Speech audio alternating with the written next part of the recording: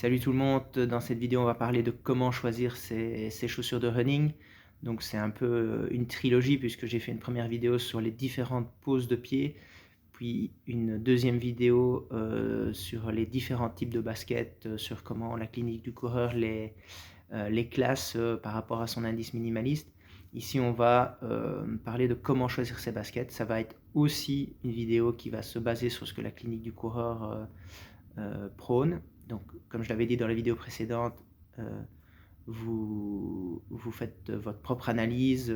Si vous aimez bien ce que raconte la clinique du coureur, vous prenez. Si vous êtes plutôt d'un autre courant philosophique pour choisir les baskets, vous faites en fonction de cette philosophie-là. Le but n'est pas de savoir qui a raison, qui a tort. Voilà, prenez ce qu'il y a de bon à prendre et laissez ce qui ne vous intéresse pas sur le côté.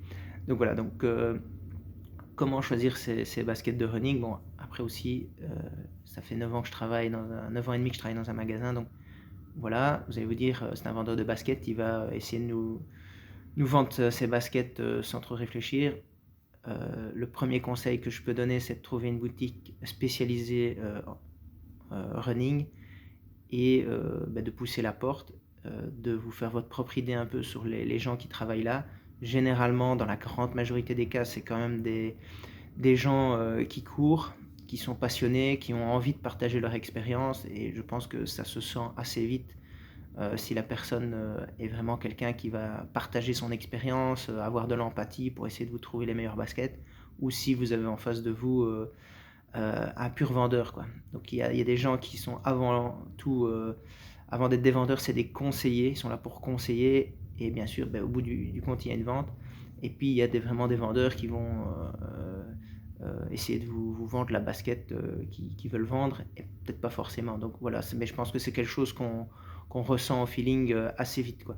Donc voilà, donc premier point, trouver une boutique spécialisée avec des gens passionnés qui ont envie de partager leur expérience de course pour essayer de vous trouver les baskets les plus adéquates pour vous, pour votre pratique. Voilà. Généralement, dans les boutiques spécialisées, vous allez retrouver un tapis de course. Quasi dans toutes les boutiques maintenant, il y a ça. C'est idéal pour vraiment essayer les baskets. Voilà, si vous avez une expérience de course sur tapis, faites-le. Sinon, essayez de courir dans le magasin s'il n'y a pas trop de monde.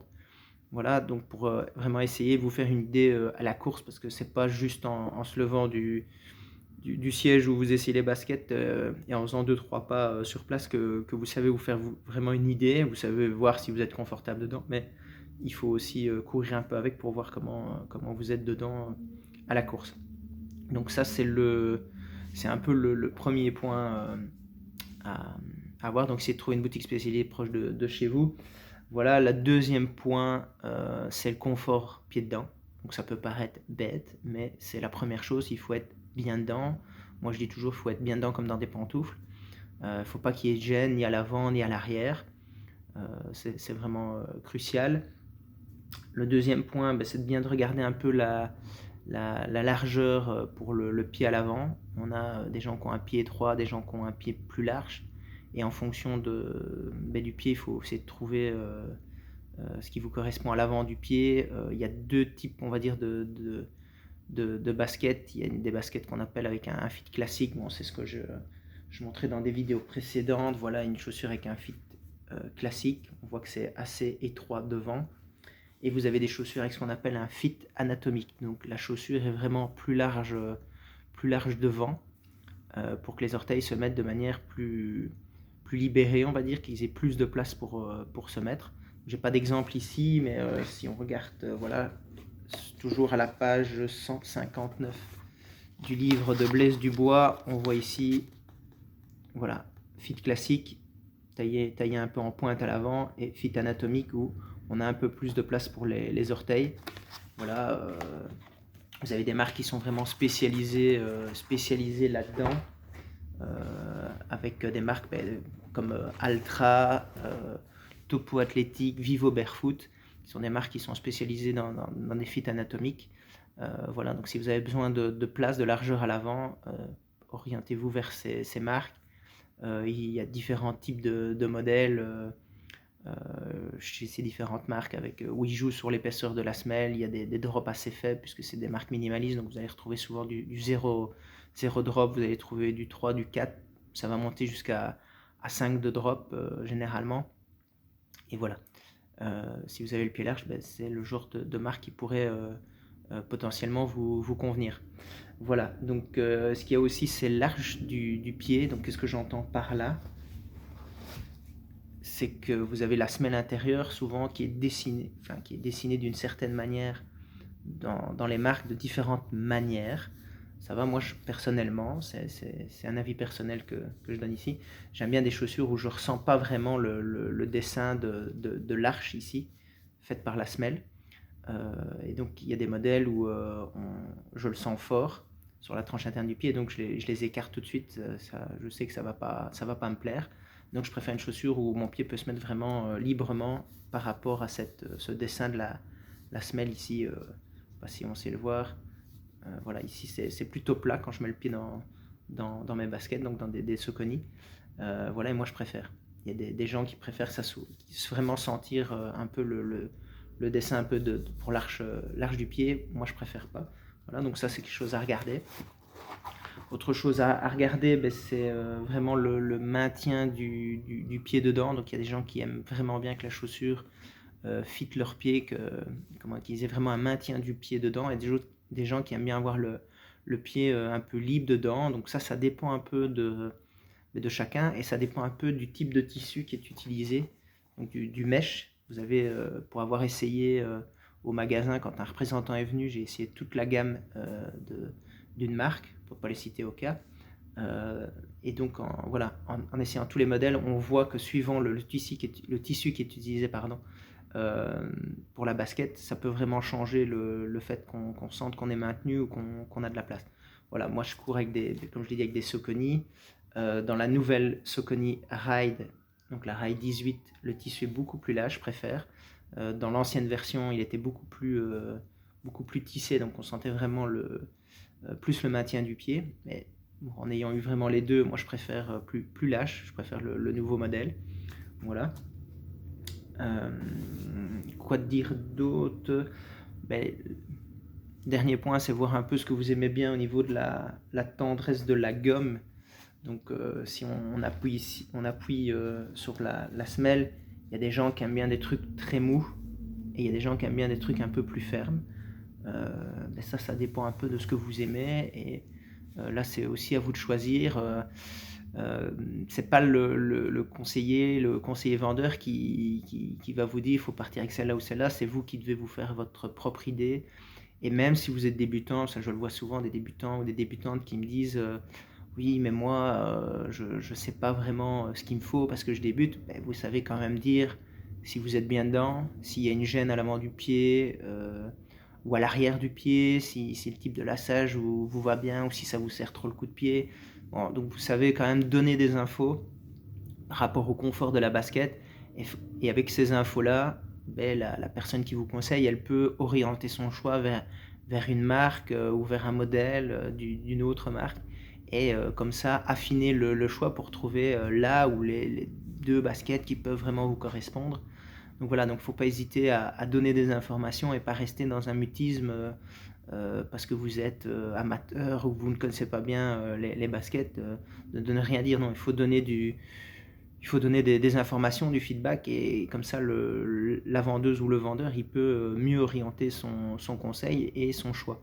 Voilà, et après la décision, ben, à la fin elle vous appartient, donc c'est pour ça qu'il faut, quand vous allez dans une boutique spécialisée pour acheter ou remplacer une basket, ben, c'est d'avoir le temps devant vous. Il ne faut pas avoir un rendez-vous dans une demi-heure, sinon ben, vous allez choisir dans la précipitation et ce n'est pas le meilleur des cas.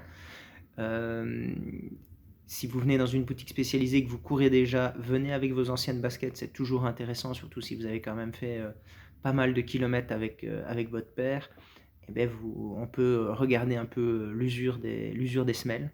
Donc on peut regarder un peu, voilà, est-ce que vous effacez le dessin là et vous êtes un peu en pronation? Est-ce que vous êtes plutôt supinateur? Est-ce que plutôt vous attaquez du talon? Est-ce que vous effacez le dessin? Enfin, tout ça peut donner une indication pour conseiller les baskets, pour vous conseiller les baskets, quoi.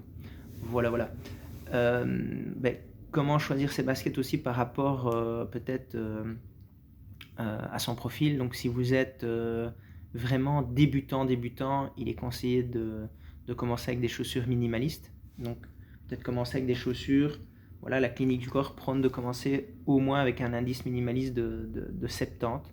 Parce qu'à partir de 70 d'indice minimaliste, la basket va vous aider à être plutôt, sur l'avant du pied. Donc voilà, donc voilà, cette basket-ci, je disais, dans la vidéo précédente, elle est à 74-75% d'indice minimaliste, donc elle est complètement dans cette type de basket. Bon, maintenant, c'est très difficile à trouver ce genre de basket, donc faut vraiment remuer un peu ciel et terre pour trouver ce genre de basket pour commencer. Voilà, après, c'est des baskets qui peuvent faire un peu peur parce que, bah, il y a très peu de semelles, on sent fort le sol, il n'y a quasi pas de contrefort à l'arrière. Si vraiment ça vous fait peur, ben, vous pouvez aller vers des baskets de transition, donc qui sont aux alentours de 50% d'indice minimaliste. Vous pouvez être un peu entre 50 et 70. Elles vont pas énormément vous aider, mais c'est déjà mieux que rien. Voilà un petit peu. Donc si vous débutez, l'idéal c'est d'avoir des chaussures proches du sol pour induire une foulée plutôt sur l'avant-pied parce que c'est la manière de protéger un maximum les articulations. Ça va demander plus un travail de mollet, mais vaut mieux que ça soit le mollet qui travaille que le genou qui trinque. Donc voilà.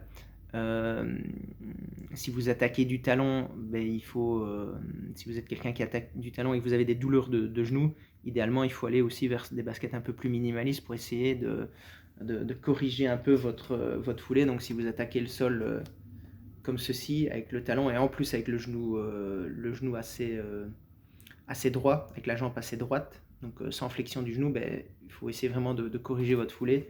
Et donc là, il faut essayer d'aller vers des chaussures un peu plus minimalistes pardon, pour vous aider à corriger ça. Voilà, si vous avez des douleurs au niveau du pied, eh ben là, il faut faire l'inverse, il faut avoir des chaussures plutôt maximalistes. Il faut courir plutôt avec ce genre de basket, c'est ce que en tout cas prône la clinique du coureur. Si vous avez des douleurs de pied ou de cheville, à cause d'une blessure, voilà, ben pendant votre réhabilitation par rapport à la blessure, ben, il vaut mieux courir avec ce type de basket puis revenir à ce que vous aviez. Euh, voilà, voilà. Si vous n'avez vous n'avez pas de douleur, vous n'avez pas d'objectif de performance, vous courez avec un modèle et tout se passe bien, eh ben, on ne change pas une équipe qui gagne. Donc si vous êtes bien avec un type de basket et il n'y a pas de blessure, il n'y a pas d'envie de changement, de changement de course, de vouloir performer ou autre, ben, restez avec ce que vous connaissez. C'est la meilleure manière de, de continuer à courir sans problème. Voilà, je pense avoir fait le tour des différents profils. Euh, ouais, on peut parler des compétiteurs ou des compétitrices. Bon, ben là, on voit maintenant, enfin, ils ont généralement plusieurs paires de baskets. Ils vont avoir une paire un peu plus confort, un peu plus amortie pour faire des longues sorties ou des footings un peu récup, pas très longs, 45 minutes, 50 minutes. Ils mettent des chaussures plutôt coussinées. Et pour faire de l'intervalle ou en compétition, ben, ils mettent des chaussures, soit maintenant, voilà, on voit beaucoup de gens avec des chaussures plaques de carbone ou plaques en nylon ou des chaussures un peu de transition, voilà. Euh, c'est pas obligé d'avoir une chaussure avec une plaque, hein, surtout vu le prix. Euh, c'est comme avec un vélo de chrono, il faut rouler à une certaine vitesse pour voir l'effet de la basket. Ben, c'est un peu le cas avec ce genre de basket, faut courir à une certaine vitesse, même si on dit aujourd'hui qu'on peut tous courir avec des chaussures, avec des plaques. Bon, voilà. Si vous voulez vraiment sentir l'effet, c'est un peu comme en contre-la-montre à vélo.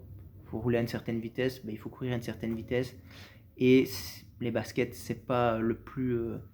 Il faut d'abord essayer de s'améliorer à l'entraînement euh, avant de choisir une basket. Voilà, il y a beaucoup de choses à améliorer à l'entraînement avant de, de, d'aller chercher des petits pourcents d'amélioration avec des baskets plus légères, plus dynamiques.